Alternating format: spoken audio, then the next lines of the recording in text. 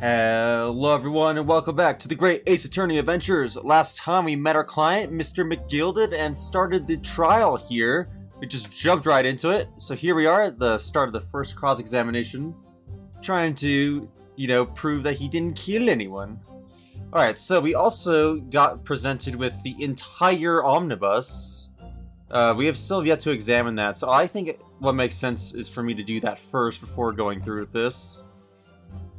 The 8-seater omnibus that was the scene of the crime. There were passengers both inside the carriage and on the roof of the deck that night. This whole thing is in the courtroom today. This is very exciting. I bet there's going to be a lot to look at here. Alright, let's look at the little sign here. Well, let's open the door and go inside, shall we? Ugh, scene of a murder. It's horrible. Oh, we get to go in. This is so cool. We get to look around here too. Let's look at the sign here. Ah, that's a poster for the great exhibition that's due to start 6 months from now. There's a lot of focus being drawn to the Crystal Tower, the centerpiece of the whole exposition. Oh, the Crystal Tower. It's under construction already, I believe. People all over London must be fizzing with excitement at the prospect of such a grand event. Alright, I saw the bloodstain on the couch. I just thought I'd slowly make ways there. Let's look at the skylight. Let's see what we can see from here. It's quite a large skylight, isn't it? Yes, quite large enough to afford a good view into the cabin from the roof deck. And there doesn't appear to be a handle or catch of any description, so I suppose it can't be opened from inside the cabin at least. That's interesting and good to know. Maybe you can open it from the outside though. That'd be interesting. Anything on this seat? Is this poster different from the other one? No, it's not. They're the same. Examine that seat. This seat looks reasonably soft, but it's actually rather hard when you sit on it. And only just wide enough for 2 gentlemen to sit side by side, really. Of course, an English gentlewoman would be dressed in such finery. It would be quite impossible for her to climb up to the roof deck, so she would have to be seated in here. A woman in a kimono would have the same problem. Women's clothes are very impractical, aren't they? Ooh, I understand that. Is this different from the seat? This seat has a handle, it seems. Yeah, there's stuff in there. There's gotta be something juicy in here, right? Otherwise, why would this open? This looks like, why can't I talk? This looks like all sorts of equipment that might be needed to keep the omnibus running. Feeding tubs, tools to repair wheels, blankets, horseshoeing tools. So it's a storage compartment for coachmen to keep his things, it seems. There doesn't seem to be any place for passengers to stow their luggage, that's for sure. Well, I don't imagine it would be very convenient for that purpose anyway. Oh, so this is not for the passengers. That's interesting. It's for the carriage man to keep his stuff. Wait, there's no drawer here on this side. Alright, let's look at the bloodstain. Or maybe it's just strawberry jam. That's blood that's soaked into this seat. The victim's, obviously. Yes, and that seat would be clearly visible from the roof deck. Would you really stab someone in full view of the other passengers like that? I wonder. Well, it was after dark, and there was a lamp on in here, so perhaps the culprit couldn't see anything outside through the skylight. Whichever way you look at it, it doesn't seem like it was a planned attack.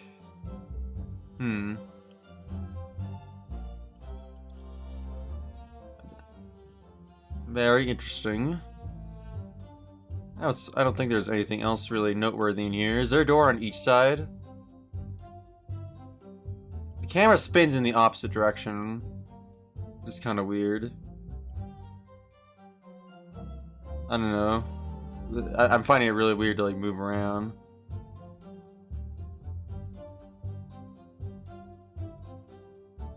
Okay, so there's only a door on one side. It's good to know. But I'm just like impressed with how much there is going on in this like this tight of an area. All right, let's get out of here. Have you seen enough? Let's step back outside then. I want to examine the top of it too, see if we can find anything. Or maybe underneath. Ladder. Phoenix Wright! The name of the omnibus is Phoenix Wright? What? Excuse me? That's not something I could click on? That is very peculiar. Lights on the front too. Oh no, this just goes up top. So this is the roof deck for the omnibus. Oh, you must have a wonderful view of London streets from up here. So people sit all the way up here on bitter winter nights with the cold air rushing past them? And they have to pay money to do so? Urgh, I can't imagine how cold it must feel. That just made me think of something horrible. Can you imagine being dragged around the city in the freezing cold as a punishment? Perhaps that is the real price you pay to stay out late. Can I look at the skylight from the top here? Can. It's definitely quite strange. You can certainly see inside the carriage through this opening, that's for sure. Yes, and there's a lamp in the enclosed cabin. So I'm sure the witnesses would have been able to see quite clearly. That's not good for us. Okay, what I find interesting, right, is that the skylight is clearly in front of only one of the seats. So if someone was sitting in the front here, they shouldn't have been able to like easily see down, unless they were like already they were looking behind and down past them. Is there something about these seats I can look at? So this is the roof deck of the omnibus. Oh, you must have a wonderful view. Oh wait, did I read this already? Yeah, I did. Okay. Blah blah blah blah blah. Can I examine the driver's seats? Doesn't seem like that's important. Okay. I really like this. This is such a cool carriage here. There's just so much going on in it. Ladder. Okay, I think we exhausted everything. I don't think I really learned too much. I think the front seat not being able to like look at the skylight is going to be important though. Actually, let me double check something. Like, okay, so the only way up is a ladder in the back. How do you even... This is kind of strange. It seems like there's barely any room. Like, once you get up here, it seems like there's barely any room to, like, sidle past this little bench here. To even get in front of the back one. That's kind of strange. That's probably not important. Alright, let me remind myself what this testimony is all about, because it is a new recording session for me since I've last started this trial here. Alright, so it was the last bus of the evening, so I had a few customers. I remember it well. That's fine. I guess I could press that. Well, yeah, let's press that as we go. Hold it! Hold it! Yes, I think it was sometime after 10, wasn't it? Oh, yes, sir. That's right, sir. Yes, ever so cold. It was, sir, for freezing, in fact. You're still freezing, it looks like. I get to look around, too. Oh, man, I really gotta pay attention.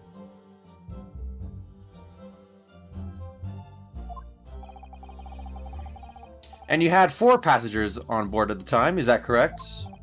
Who was seated where? Yes, that's right, sir.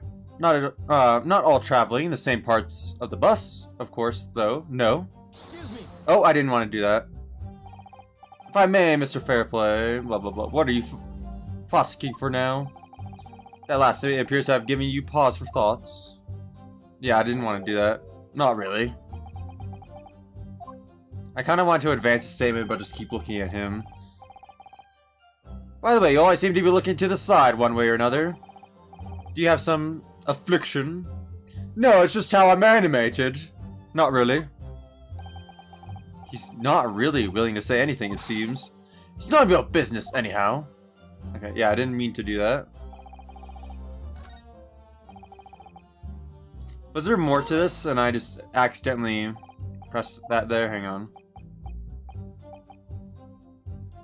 Yeah, I don't want to pursue. Keep going, keep going. And there were no other passengers when the incident took place. No one alighted, for example. No one alighted, what? You're quite right with that, sir. No other passengers like that. No, none.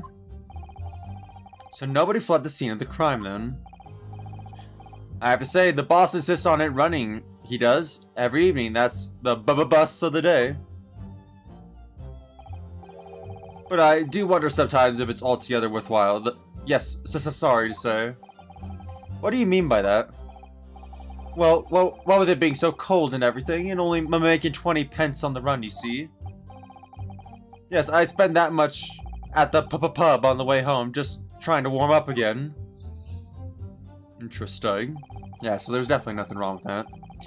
The victim and the man accused of killing him were sat next to each other inside the bus. Press that. And he saw them through the skylight in the roof of the carriage. That's right. When you sit up on the top deck, the window's right there at your feet. So you're claiming to be in the back seats. There was a lamp on inside, so I had a pretty good view. Oh, they're seated next to each other? The two of them were wearing hats, and I couldn't exactly make out their faces. There's not a shred of doubt in my mind that it was Mr. McGilded. How can he be so sure? Well, how can I put it politely? McGilded is a gentleman of rather small stature. I couldn't have mistaken him for anyone else. Let's not forget that when the vehicle came to a halt, the only people inside the enclosed cabin were the deceased Mr. Mason and Mr. McGilded. I think I have a theory already brewing in my mind. If the person that they were seated with was small, right?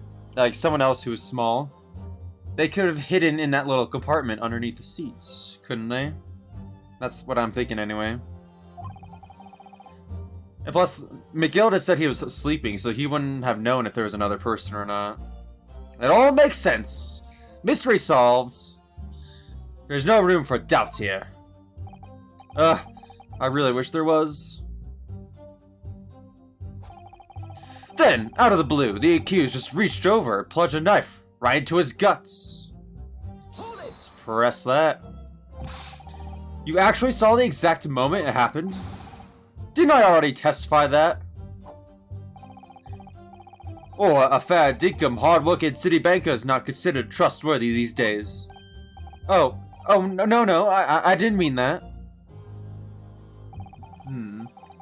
This is no good. I've really got his back up. What? Hang on. What did he just say? Stop talking! Okay. I was not advancing it. The game was just advancing itself there. Or are fair dinkum, hard-working city bankers not considered trustworthy these days? Oh no, I didn't mean that. There's no good. I really got his back up. What does that mean? I've really got his back up. I've never heard that before. Alright, perhaps you can just tell us what you saw in a little more detail, if that's... My lord! Juror number 3, what's the meaning of this? My mind is made up, my lord. Completely and utterly made up. Made up about what? I don't like the stinking rich. Never have. They're always up to something or other that they should be. Every one of them. Dude, you have a freaking knife with you. What the heck? And that little leprechaun of a man is no exception. Well, he can't fool me. What the? What the heck just happened? There's no point wasting time listening to any more of this. That's my opinion on the matter anyway. Hold it. That is precisely what I was about to say. As the foreman of this jury, it's my duty to set a good example to my fellow jurors. Oh. What is happening here? It looks like they get to like passively vote or like actively vote in the middle of a trial, and like, I don't know, maybe if we get all 6 of them to vote to one side, that's how we just win. What is happening here? How are they firebending in courts? Let me see. Ah, yes, it seems that's how the members of the jury give their verdicts. With firebending? Apparently, yes. White for innocent and black for guilty. As the 6 members of the jury make up their minds about the case, one by one, they each cast a ball of fire into the great scales of justice, as we saw a moment ago. How are they doing that, though? So if these enormous scales fall completely to the black side, does that mean... Let's do our very best to make sure that doesn't happen. Now I'm even more worried than I was before. Very well. The court acknowledges the change in the jury's stats. Counsel for the defense, please continue with your cross-examination. This is a nightmare. Well, dang, that seems like a statement I should not have pressed. That's right, he stabbed him. I screamed I did, I couldn't help it. See, I definitely find this suspicious, because I would think that they would be sitting in different seats. And if this guy's saying he saw them, clearly, then that would mean he would be sitting in the back seats. So this guy... Oh, I didn't mean to advance that far. Let's... Yeah, press this. Or maybe there might be something suspicious about the driver seeing it too, as it happens. That doesn't really make sense. He stabbed him, you say, and you were sitting up on the roof deck, were you? Yes, that's right, sir. I was up on the roof seats. Do I have to be, like, checking this every time I get a new sentence? Or will it pop up for me? I guess I'll see. I remember seeing the little gent sitting next to the fellow that was stabbed. I'd been thinking about a new hat design, you see, so I was just gazing absent-mindedly around.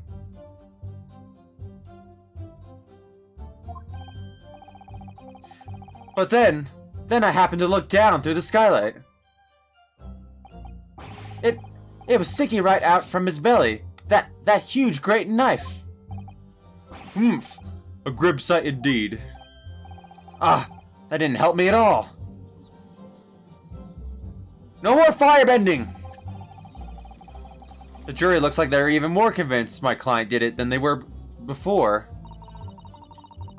That appears to have made everyone even more dubious that Mr. McGill is telling the truth. If only we had some evidence to counter their suspicions. Mr. First! Oh, yes, sir. Is this the knife you saw? Oh, good grief, yes, that's it. That's the very one, sir. How'd you get that?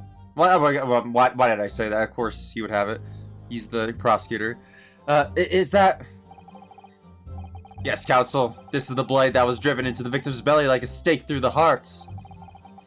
That is a blade of considerable size, counsel. Is it, though? The handle... Like, it's as long as the handle. It's not too long, yeah. It is, and furthermore, the scabbard is emblazoned prominently with a certain initial. The letter M, which seems oddly familiar. Please, no. M, for Magnus, perhaps? Or McGilded, possibly? Take your pick. It seems this particular big name in London made a magnificent mistake.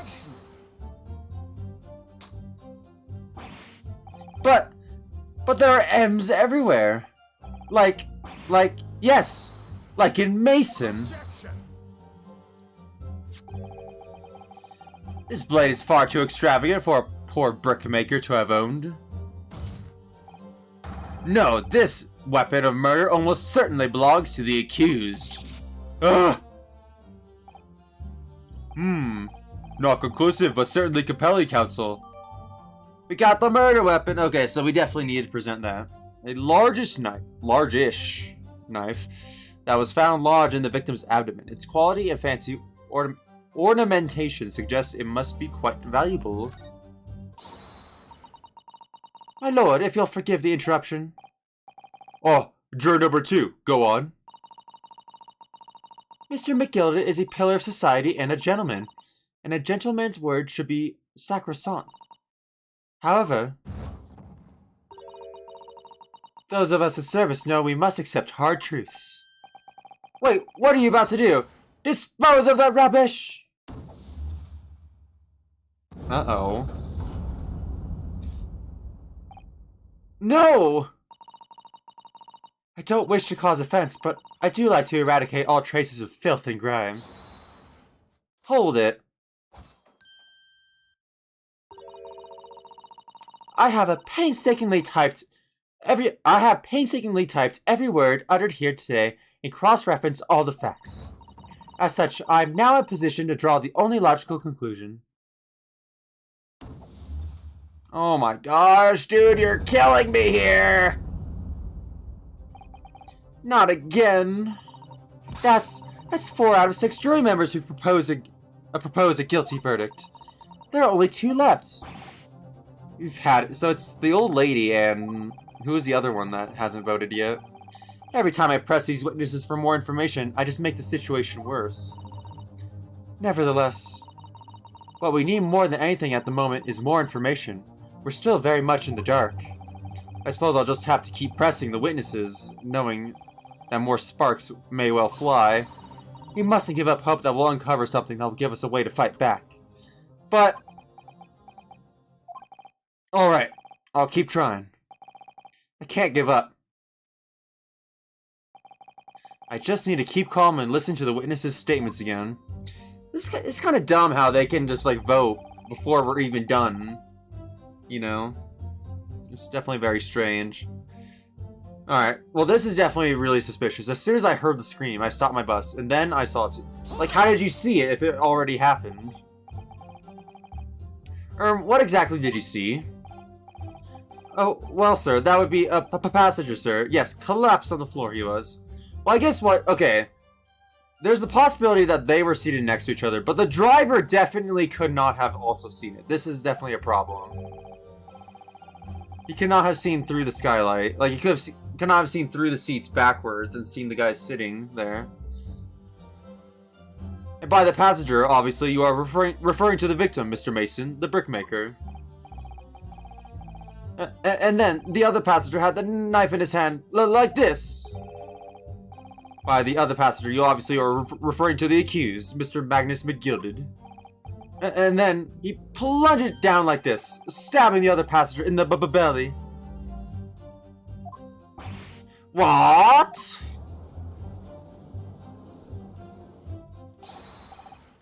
My lord, I wish to speak. Yes, juror number 5. Do I take it that you too? As a master of the London Guild of Coachmen, the idea of a murder being committed in one of the city's carriages is utterly abhorrent to me. It wouldn't be right to make a decision before hearing all the facts, though, I said to myself. No, don't do it. But I've heard enough now.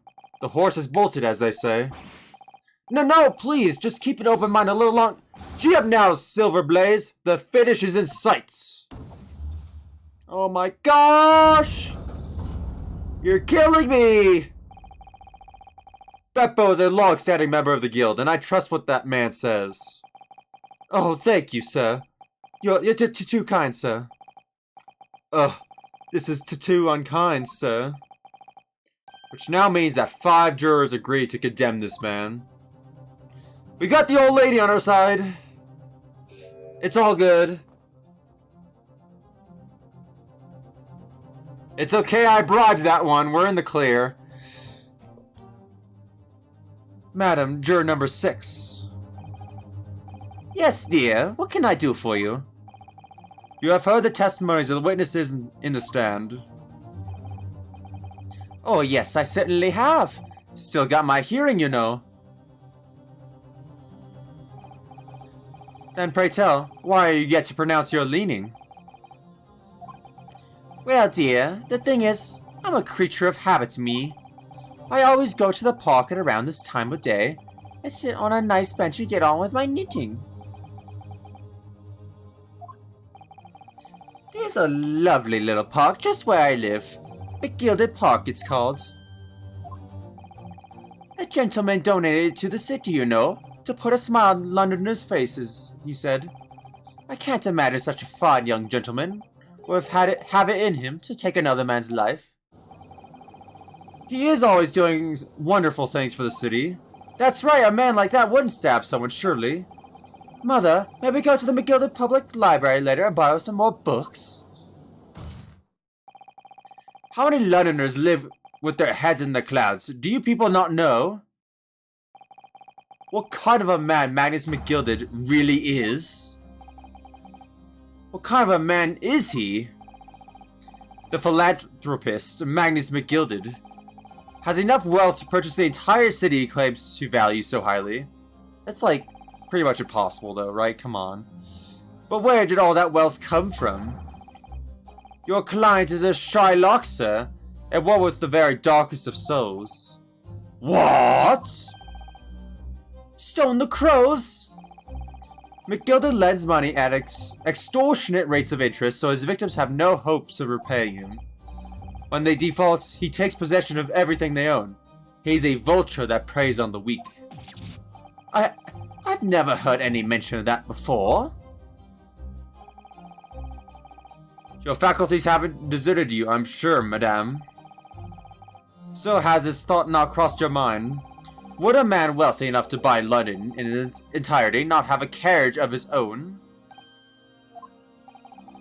What possible reason could this man have had to make use of a public omnibus service? You're not saying that. The victim, a poor brickmaker, had next to nothing to his name, save considerable financial liability. It will come as no surprise that his creditor was the accused, Magnus McGilded. But let it also be known that the very day Mr. Mason was killed, was the final repayment date for his debts. Good gracious! Oh, I just noticed the judge's hat, or sorry, not his hat, his hair just popped off there. He's wearing a toupee. The brickmaker was destitute. He had lost his house. He had not but a shilling with which to repay his debts. In the end, this pitiful soul had the very last thing he owned taken from him, his life. But why would he do that, though? Why would he kill someone that's in debt to him? By the merciless philanthropist pretender, Magnus McGilded. I don't believe it. If I might add something briefly. Miss Susato, you claim that the victim had been lent money by Mr. McGilded, but where is the evidence to support your claim?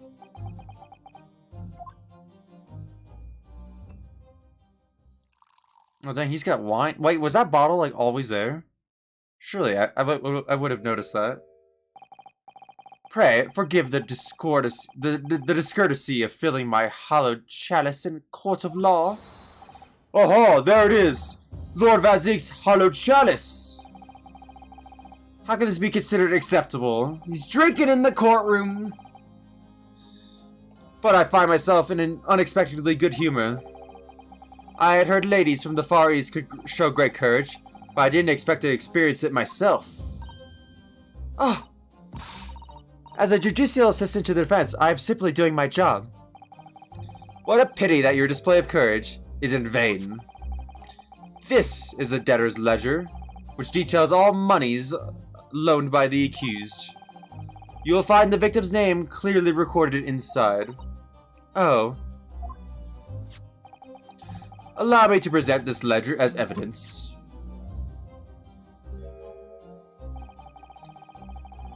And pray forgive the discourtesy of raising my chalice and toast to the enigmatic East at the same time. A marvelous toast, counsel. I will gladly accept this new evidence.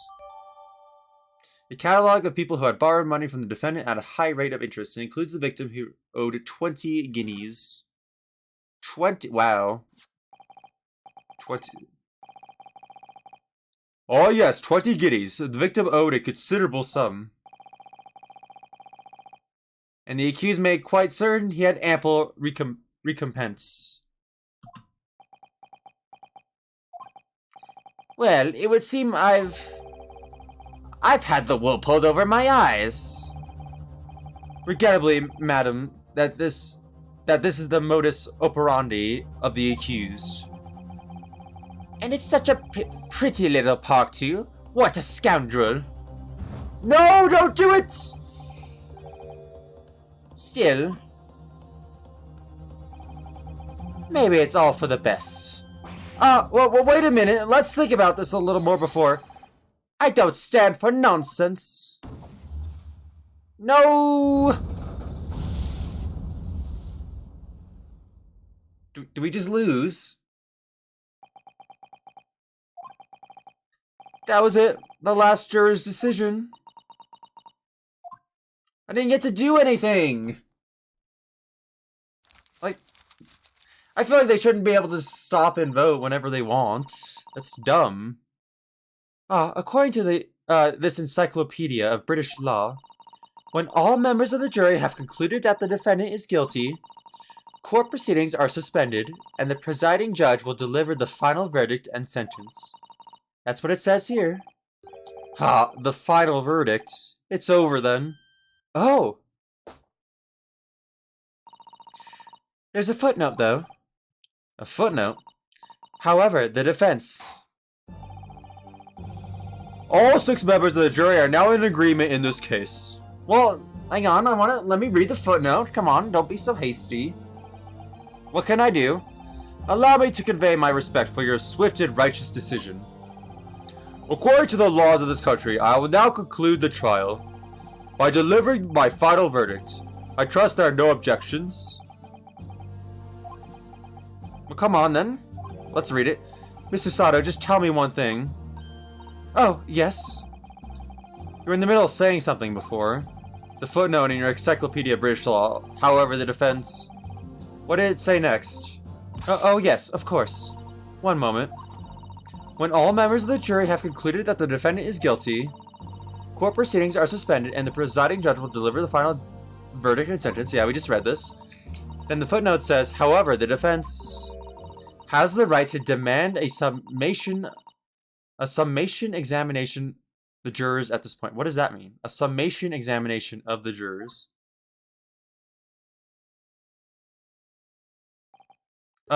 Summation examination. Objection. Oh, what is that? Fonts there you just objected in. That was strange. It was a different, like, font and color than when Ryunosuke does it. A summation examination. From which century has that tome you have there been resurrected? Judging from the binding, I would say that book is at least 50 years old.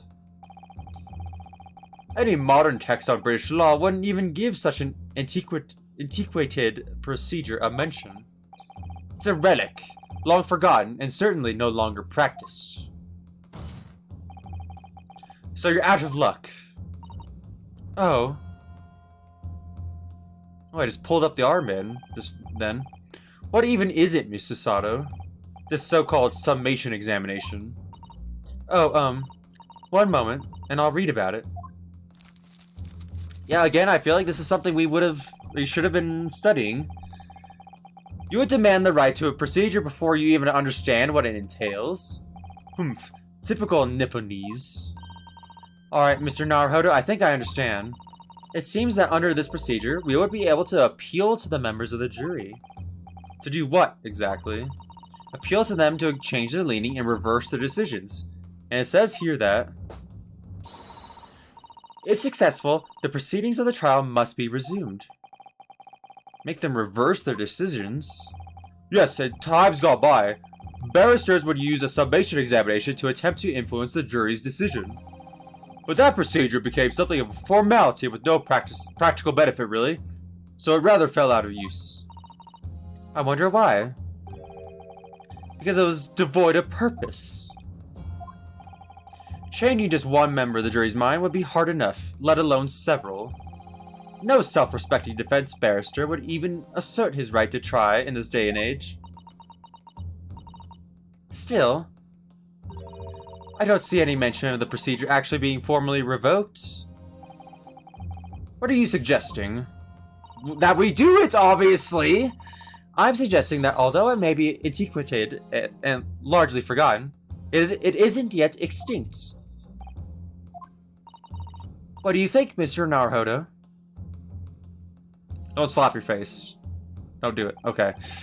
A summation examination, our last possible option. Do we assert our right to carry it out or admit defeat?